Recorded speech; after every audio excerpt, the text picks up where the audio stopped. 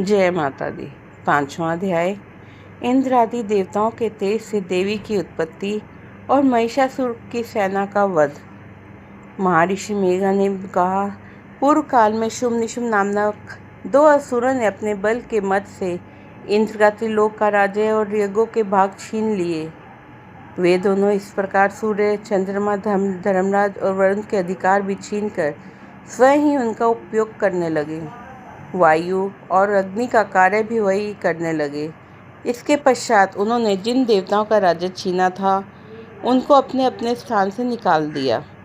इस तरह से अधिकार छीने हुए तथा दैत्यों द्वारा निकाले हुए देवता अपराजित देवी का स्मरण करने लगे कि हे देवी ने हमको वर दिया था, मैं तुम्हारी संपूर्ण विपत्तियों को नष्ट करके रक्षा करूंगी।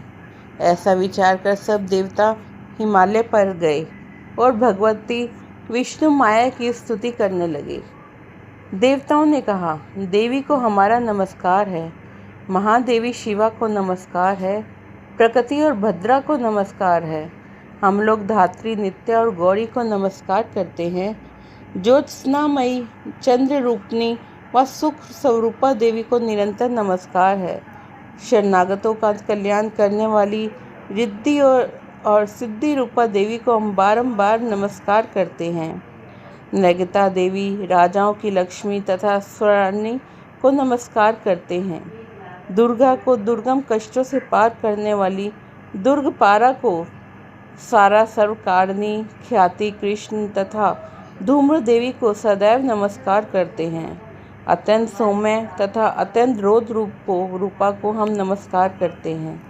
उन्हें हमारा बारंबार प्रणाम है। जगत की आधारभूत कृति देवी को बारंबार नमस्कार करते हैं। जिस देवी को प्राणी मात्र में विष्णु माया कहते हैं उनको नमस्कार है, उनको नमस्कार है, उनको नमस्कार है। जो देवी संपूर्ण प्राणियों में चेतना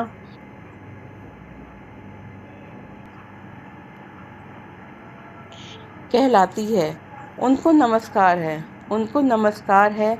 जो देवी संपूर्ण प्राणियों में बुद्धि रूप से स्थित है उनको नमस्कार है, उनको नमस्कार है, उनको नमस्कार है। जो देवी सब प्राणियों में निद्रा रूप में विराजमान है उनको नमस्कार है, उनको नमस्कार है, उनको नमस्कार है।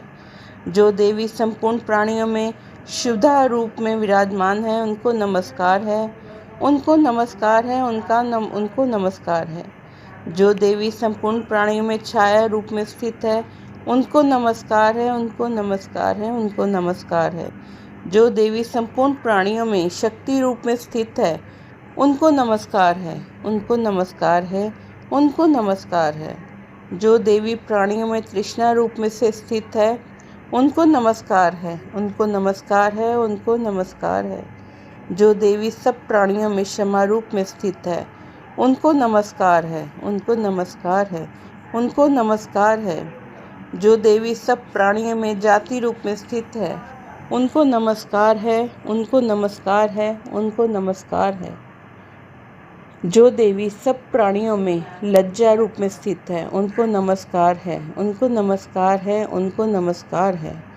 जो देवी सब प्राणियों में शांति रूप में स्थित है उनको नमस्कार है, उनको नमस्कार है, उनको नमस्कार है। जो देवी संपूर्ण प्राणियों में श्रद्धा रूप से स्थित है उनको नमस्कार है, उनको नमस्कार है, उनको नमस्कार है। जो देवी सब प्राणियों में कांति रूप से स्थित है, जो देवी संपूर्ण प्राणियों में लक्ष्मी रूप में स्थित है उनको नमस्कार है, उनको नमस्कार है, उनको नमस्कार है। जो देवी संपूर्ण प्राणियों में वृत्ति रूप में स्थित है उनको नमस्कार है, उनको नमस्कार है, उनको नमस्कार है। जो देवी सब प्राणियों में स्मृति रूप से विराजमान है उनको नमस्कार है, उनको नमस्कार है, उनको नमस्कार है।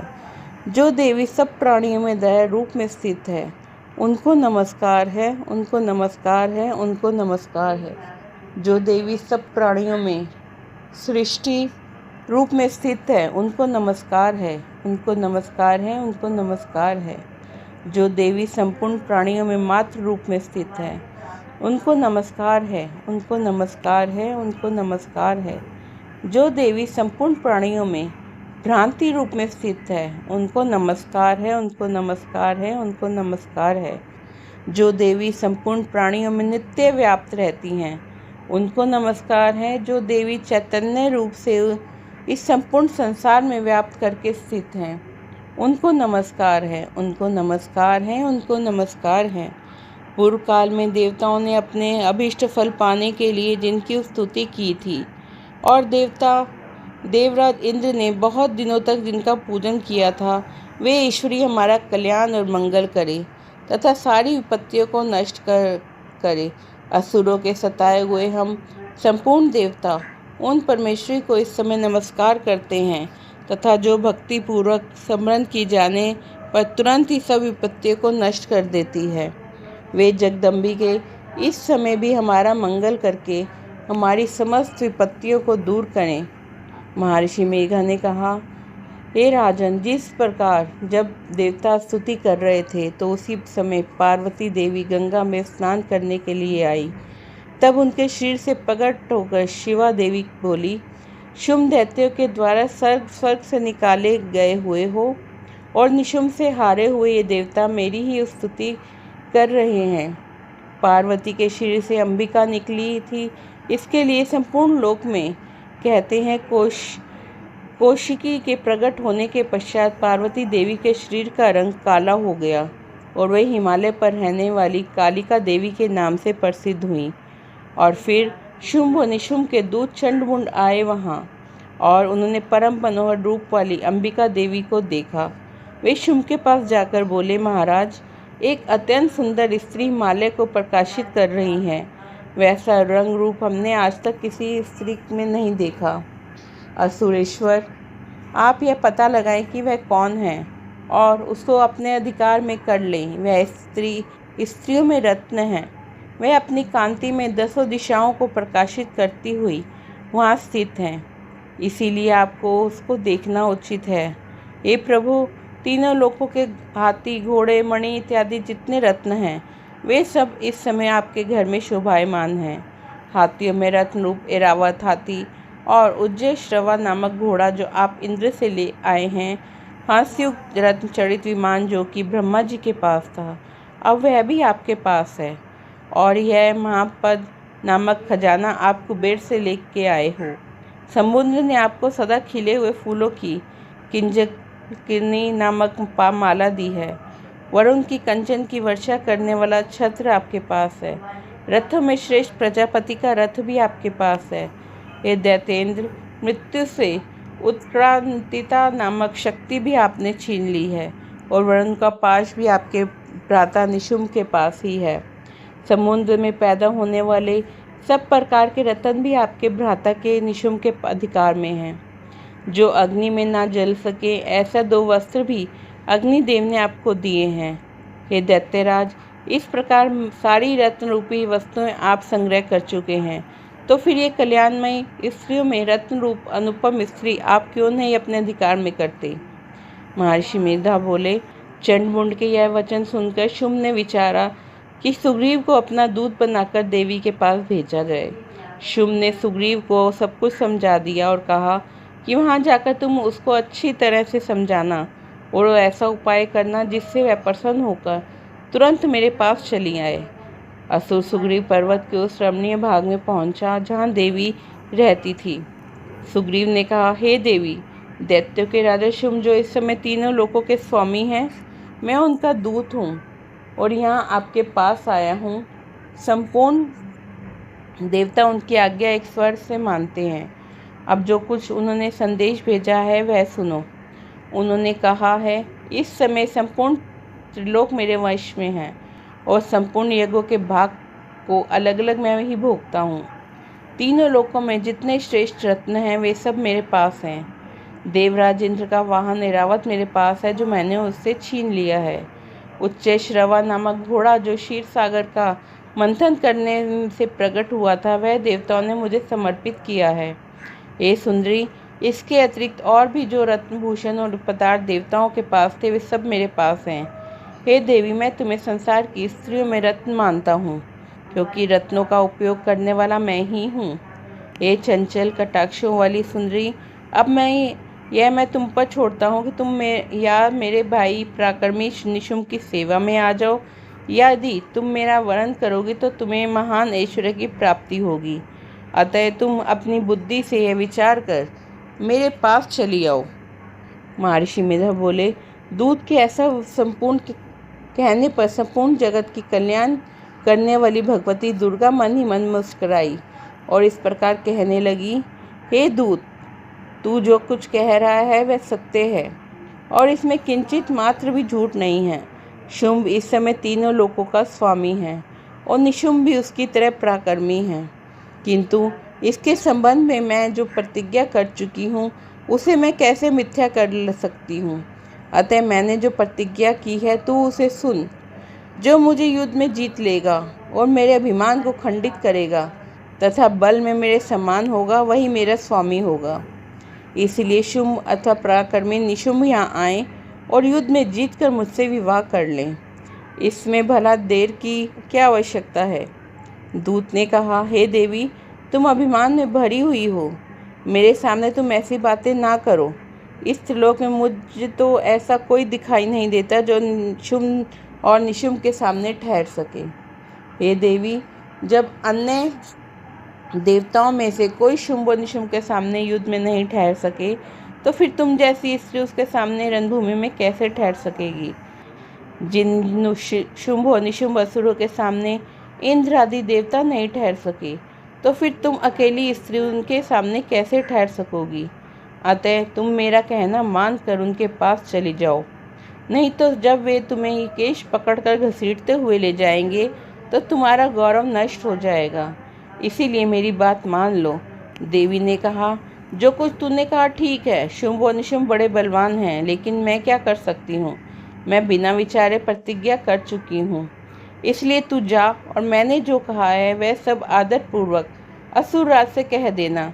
इसके पश्चात जो वे उचित समझे वो करें। दूत संवाद नामक 5वां अध्याय समाप्त होता है। जय माता दी, जय माता दी। 6वां अध्याय धूम्रलोचन वध।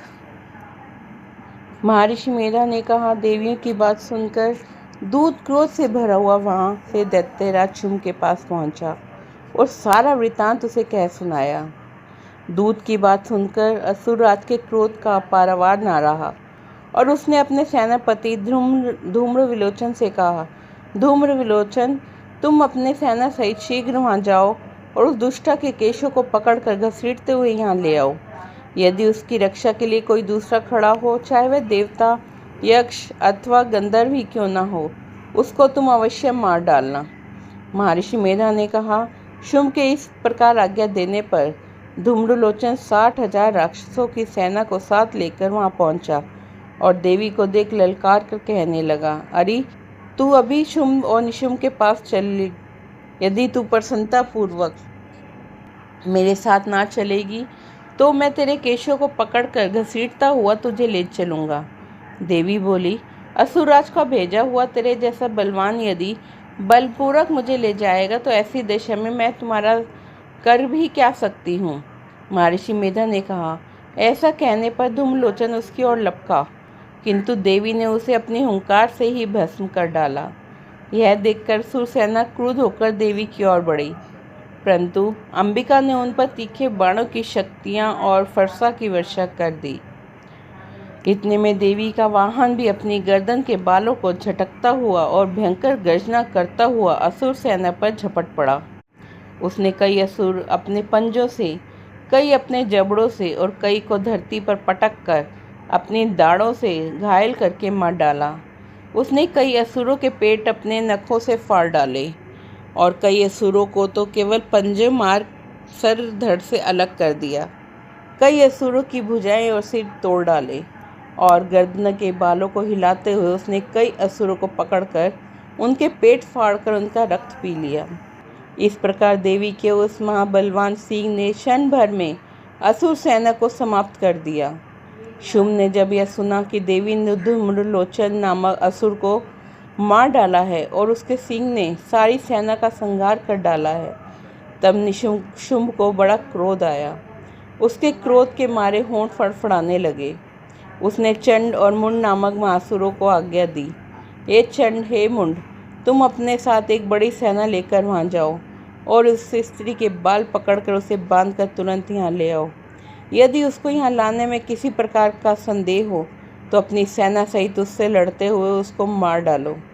जब वह दुष्टा और उसका सिंह दोनों मारे जाएं, तब उनको बांधकर यहाँ ले आना। सेना धूम्रलोचन का वध नामक छठा अध्याय समाप्त। सातवां अध्याय चंड और मुंड का वध। महर्षि मेधा ने कहा, दैत्यराज की आज्ञा पाकर चंड और मुंड चतुर्गनी सेना को साथ लेकर हथियार उठाए हुए देवी से लड़ने के लिए चल दिए। हिमालय पर्वत पर पहुंचकर उन्होंने मुस्कुराती हुई देवी को देखा। जब असुर उन्हें पकड़ने के लिए तलवारें लेकर उनकी ओर बढ़े, तब देवी अंबिका को उन पर बड़ा क्रोध आया। मारे क्रोध के उनका मुख काला पड़ गया, उनकी भ्रुकुटियाँ चढ़ गई और उनके ललाट में से अत्यंत भयंकर और अत्यंत विस्तृत मुख वाली लाल आंखों वाली काली प्रकट हुई, जो कि अपने हाथों में तलवार और पाश लिए हुई थी। वे विचित्र खड्ग धारण किए हुई थीं और चीते के चर्म की साड़ी एवं नरमुंड की माला धारण कर रखी थी। उनको मांस सूखा हुआ था और शरीर केवल हड्डियों का ढांचा था। यह भयंकर गर्जना से दशों दिशाओं को गुंजा रही थी। वह असुर सेना पर टूट पड़ी और दैत्यों का भक्षण करने लगी। वे पार्श्व रक्षकों, अंकुशधारी महावतों, हाथियों पर सवार योद्धाओं और घंटा सहित हाथियों को एक हाथ में पकड़ कर अपने मुंह में डाल रही थी और इस प्रकार वे घोड़ों, रथों, सारथियों व रथों में बैठे हुए सैनिकों को मुंह में डालकर भयानक रूप से चबा रही थी। किसी के केश पकड़कर, किसी की गर्दन पकड़कर, किसी को पैरों से दबाकर, किसी दैत्य को छाती से मसल कर मार रही थी। वे दैत्यों के छोड़े हुए बड़े बड़े शस्त्रों को मुंह में पकड़कर और क्रोध में भरकर उनको दांतों से पीस रही थी। उन्होंने कई बड़े बड़े असुर भक्षण कर डाले, कितनों को रोन डाला और कितनों उनकी मार के कारण भाग गए। कितनों को उन्होंने तलवार से मार डाला, कितनों को अपने दांतों से समाप्त कर दिया। इस प्रकार से देवी ने क्षण भर में संपूर्ण दैत्य सेना को नष्ट कर दिया। यह देख महाप्रक्रमी चंड देवी की ओर लपका और मुंड ने भी देवी पर अपने भयानक बाणों की वर्षा आरंभ कर दी और अपने 1000 चक्र उस पर छोड़े। इस पर वे चमकते हुए बाण व चक्र देवी के मुख से इस प्रकार प्रविष्ट दिख रहे थे जैसे बहुत से सूर्य मेघ की घटा में प्रविष्ट हो रहे हों। इसके पश्चात भयंकर गर्जना के साथ काली देवी ने अत्यंत जोश में भरकर विकट अट्टहास किया। उनका भयंकर मुख देखा नहीं जाता था। उनके मुख में श्वेत दांतों की पंक्ति चमक रही थी। फिर उन्होंने तलवार हाथ में लेकर होंग शब्द कहकर चंड के ऊपर पराक्रम किया और उसके केशों को पकड़कर उसका सिर काटकर अलग कर दिया। चंड को मरा हुआ देखकर मुंड देवी की ओर लपका, परंतु देवी ने क्रोध से भरकर उसे भी अपनी तलवार से यमलोक में पहुंचा दिया। चंड और मुंड को मरा हुआ देखकर उसकी बाकी बची हुई सेना वहां से भाग गई। इसके पश्चात काली चंड और मुंड के कटे हुए शीशों को लेकर चंडिका के पास आई, पर चंड अट्टहास के साथ कहने लगी, हे देवी, चंड और मुंड 2 देवताओं को मारकर आपकी भेंट कर रही हूँ। अब शुंभ और निशुंभ को आपको स्वयं वध करना है। महर्षि मेधा ने कहा, वहाँ लाए हुए चंड और मुंड के सिरों को देखकर कल्याणमयी चंडी ने काली से मधुर आवाज में कहा, हे देवी, तुम चूंकि चंड और मुंड दोनों असुरों को मारकर मेरे पास लेकर आई हो, अतः संसार में चामुंडा देवी के नाम से तुम विख्यात होगी। चंड-मुंड वध नामक 7वां अध्याय समाप्त होता है। जय माता दी। 8वां अध्याय रक्त बीज वध। महर्षि मेधा ने कहा, चंड-मुंड नामक असुरों के मारे जाने से और उनकी बहुत सी सेना के नष्ट हो जाने से असुरों के राजा प्रतापी शुंभ ने क्रोधयुक्त होकर अपनी संपूर्ण सेना को युद्ध के लिए तैयार होने की आज्ञा दी। उसने कहा, अब उदय युग नामक 86 असुर सेनापति अपनी सेनाओं के साथ युद्ध के लिए जाएं। 84 कंबु असुर सेनापति भी युद्ध के लिए जाएं। कौटिवीर्य नामक वाले असुरों के 50 कुल और धूम्र वंश के 100 सेनापति प्रस्थान करें। कालक, सहोदर, मौर्य और काल के दैत्य भी मेरी आज्ञा से तैयार होकर युद्ध के लिए प्रस्थान करें। भयानक शासन करने वाला असुरों का स्वामी शुंभ इस प्रकार आज्ञा देकर बहुत बड़ी सेना के साथ युद्ध के लिए चल दिया। उसकी सेना को अपनी ओर आता देखकर चंडिका ने अपने धनुष की टंकार से पृथ्वी और आकाश को गुंजा दिया। हे राजन, इसके पश्चात देवी के सिंह ने दहाड़ना आरंभ किया और अंबिका के घंटे के शब्दों ने उस ध्वनि को और भी बढ़ा दिया। धनुष की डंकार और शेर की दहाड़ और घंटे की ध्वनि से चारों दिशाएं गूंज उठी तथा इसके साथ ही देवी ने अपने मुख को और भी भयानक बना लिया। ऐसी भयानक गर्जना को सुनकर राक्षसी सेना ने देवी और सिंह को चारों ओर से घेर लिया। हे राजन, उस समय दैत्यों के नाश के लिए और देवताओं के हित के लिए ब्रह्मा, शिव, कार्तिकेय, विष्णु और इंद्र आदि देवों की शक्तियों जो अत्यंत पराक्रमी और बल से संपन्न थी, उनके शरीर से निकलकर उसी रूप में चंडिका देवी के पास गई। जिस देवता का जैसा रूप था, जैसे आभूषण थे और जैसा वाहन था, वैसा ही रूप, आभूषण और वाहन लेकर उन देवताओं की शक्तियाँ दैत्यों से युद्ध करने के लिए आईं। हंसयुक्त विमान में बैठकर और रुद्राक्ष की माला तथा कमंडल धारण किए हुए ब्रह्मा जी की शक्ति आई, इसलिए उनका नाम ब्राह्मणी पड़ा। वृषभ पर सवार होकर, हाथ में त्रिशूल लेकर, महानाग का कंकण पहनकर और चंद्र रेखा से विभूषित होकर भगवान शंकर की शक्ति माहेश्वरी आई। मोर पर आरूढ़ होकर, हाथ में शक्ति लिए दैत्यों से युद्ध करने के लिए कार्तिकेय जी की शक्ति उन्हीं का रूप धारण करके आई। भगवान विष्णु की शक्ति गरुड़ पर सवार होकर शंख, चक्र, गदा, धनुष तथा खड़ग हाथ में लिए हुए आई। श्री हरि की शक्ति वराही वराह का शरीर धारण करके आई और नरसिंह का शरीर समान शरीर धारण करके उनकी शक्ति नरसिंही भी आई। उनकी गर्दन के बालों झटकों से आकाश के तारे टूट पड़ते थे। इसी प्रकार देवराज इंद्र की शक्ति इंद्री भी इरावत के ऊपर सवार होके आई। उसके पश्चात इन देव शक्तियों सहित चंडिका देवी ने महादेवी से कहा, मेरी प्रसन्नता के लिए तुम शीघ्र ही इन असुरों को मारो। इसके पश्चात देवी के शरीर में से अत्यंत उग्र रूप वाली और सैकड़ों गीदड़ों के समान आवाज करने वाली चंडिका देवी प्रकट हुई।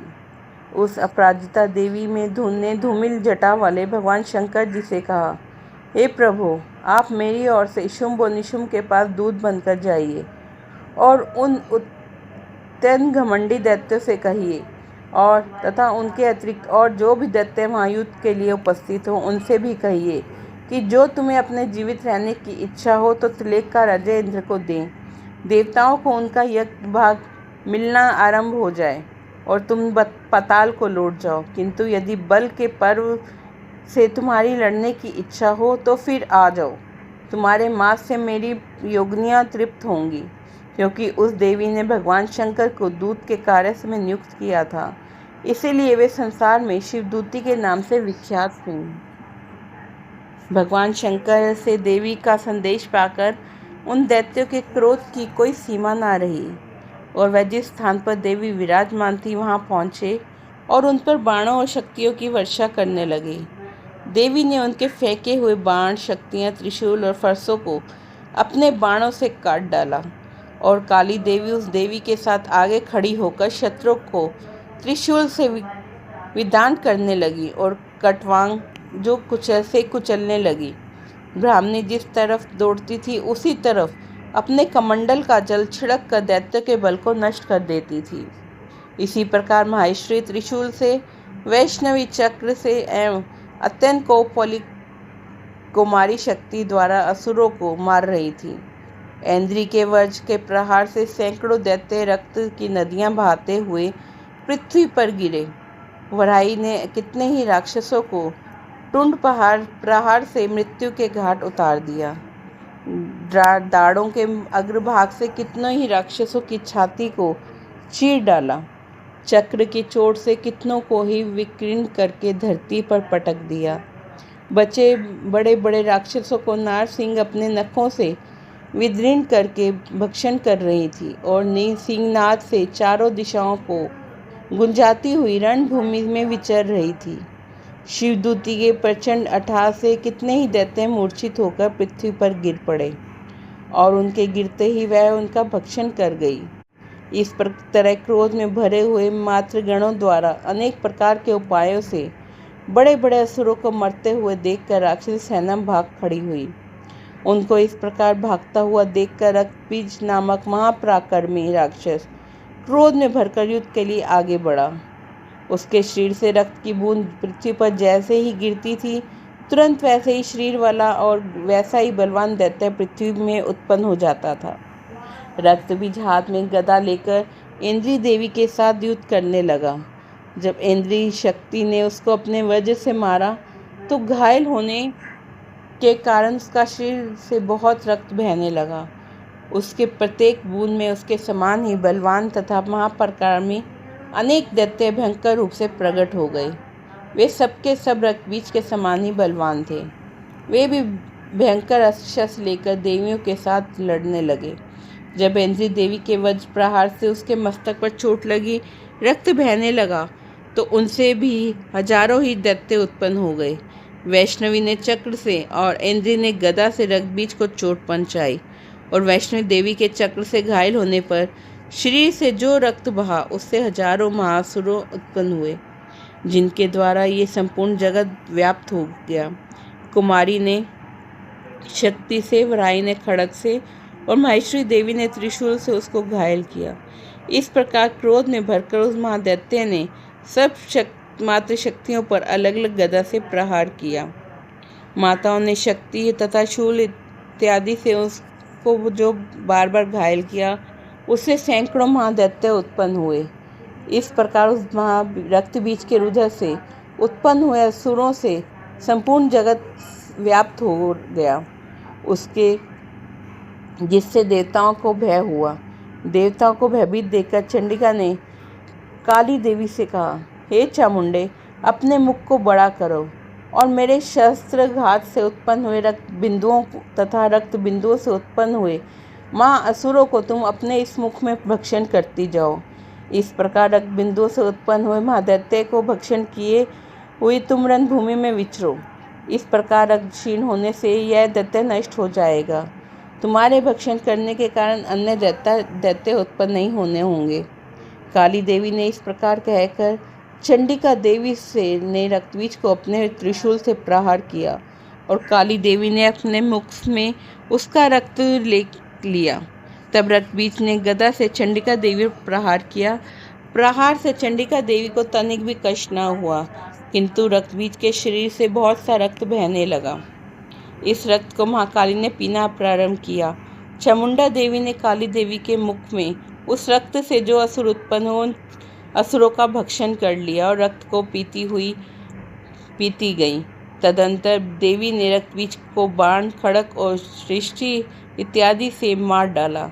हे राजन, अनेक प्रकार के शस्त्रों से मारा हुआ और खून से वंचित वह महादैत्य रक्तबीज पृथ्वी पर गिर पड़ा। हे राजन, उसके गिरने से देवता अत्यंत प्रसन्न हुए और माँ शक्तियाँ उन असुरों का रक्त पीने के पश्चात उदित होकर नृत्य करने लगी। रक्तबीज वध नामक से 8वां अध्याय समाप्त हुआ। जय माता दी।